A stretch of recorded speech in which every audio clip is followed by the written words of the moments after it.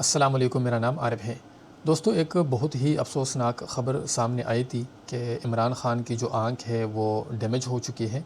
और उनको उस आँख से अब कुछ नज़र नहीं आता। वो जब आँख खोलते हैं तो उससे पानी बहता है और उनको सिर्फ़ रोशनी नज़र आती है, वो मज़ीद इससे कोई चीज़ देख नहीं सकते। तो ये ख़बर जब सामने आई, इससे सब लोगों को बहुत ज़्यादा तकलीफ़ हुई और लोगों ने इसके ऊपर बात भी की, लोगों ने इसके ऊपर एहतजाज भी किया और मेरा ख़्याल है करना भी चाहिए था, क्योंकि आँख जो है वो एक बहुत ही सेंसिटिव ऑर्गन है। हम सब समझते हैं, आपकी आँख में अगर कोई चीज़ चली जाए 5 सेकंड के लिए तो हमें तकलीफ़ होती है और जब तक वो फिर आँख नॉर्मल नहीं होती, दोबारा से हम रब कर रहे होते हैं, जब तक आँख नॉर्मल नहीं होती तो तब तक हम खुद नॉर्मल नहीं होते, हम तकलीफ़ में होते हैं।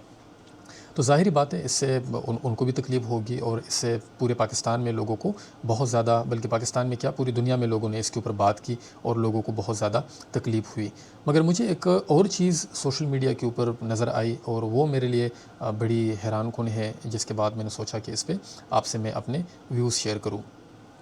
तो ये जब ख़बर सामने आती है तो सोशल मीडिया पे कुछ लोग जो बात कर रहे हैं वो बड़ी अजीब है। यानी कि वो बाकायदा इस चीज़ के ऊपर एंजॉय कर रहे हैं, इसको सेलिब्रेट कर रहे हैं और वो लिख रहे हैं कि जी दज्जाल की निशानी पूरी हो गई है,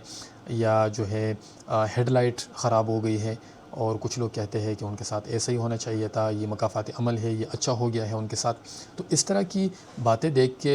मैं तो हैरान हो गया हूँ कि क्या हम इन लोगों को इंसान कह सकते हैं, बल्कि अब जानवर भी नहीं कह सकते, क्योंकि जानवर भी इस हद तक तो वो भी नहीं जाएंगे कि आपके सामने एक इंसान है, वो तकलीफ़ में है, आँख उसकी ख़राब हो गई और आप उसके ऊपर वो आप इंजॉय कर रहे हैं। तो मेरा ख़्याल है ये एक बहुत ही ज़्यादा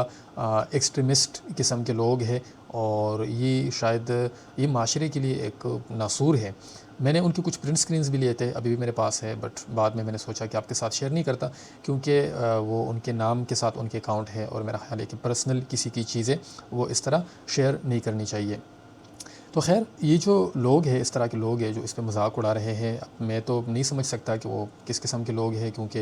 ये समझ से बालातर है और मैं तो उनको किसी जानवरों के कैटेगरी में भी नहीं रखूँगा अगर मेरे पास ऑप्शन हो। मगर सिर्फ़ आपके सामने ये बात मैं शेयर करता हूँ कि जो लोग उनका मज़ाक उड़ा रहे हैं, तो वो 2 चीज़ें जो है वो याद रखें। एक चीज़ तो ये है कि जब भी आप किसी का इस तरह मज़ाक उड़ाते हैं ना, जब वो तकलीफ़ में होता है, तो ये अल्लाह का निज़ाम है। हमने अक्सर देखा है कि वो वापस आपकी तरफ आता है और आपके ऊपर एक ऐसा वक्त आता है कि आप भी उसी तकलीफ़ में मुब्तला होते हैं। तो आप ज़रा थोड़ी देर के लिए इमेजिन कर लें कि आपकी एक आँख जो है वो खुदा न ख़ास्ता ख़राब हो गई है, तो आपको कैसे लगेगा। दूसरी बात ये है कि जो लोग कहते हैं, जो इसको जस्टिफ़ाई करते हैं कि नहीं जी वो तो ये पॉलिटिक्स में ऐसा होता है या वो हमारा सियासी दुश्मन है वग़ैरह वग़ैरह। मैं कहता हूँ उनकी जितनी कंट्रीब्यूशन है आप मल्टीप्लाई बाई ज़ीरो करें, हॉस्पिटल्स बनाएँ, मल्टीप्लाई बाई ज़ीरो करें। उनकी एज बहुत ज़्यादा हो गई है, बूढ़े हो चुके हैं, बुज़ुर्ग है इस वक्त, आप उसको भी मल्टीप्लाई बाई ज़ीरो करें। और आप अगर बहुत ही वो है तो आप चले उनको इंसानों के कैटेगरी से भी निकाल लें कि इमरान खान चाहे वो इंसान भी नहीं है, कोई बहुत ही ख़तरनाक जानवर हो, चाहे वो टाइगर ले ले, साँप ले ले, कोई जानवर आप ले लें और आप इमेजिन करें कि उसकी आँख आपके सामने ख़राब हो गई है, अब उसको नज़र आना बंद हो गया है, उसको दर्द है, तकलीफ़ है, क्या आप उस जानवर का भी मज़ाक उड़ा सकते हैं? और अगर आपका जवाब हाँ है,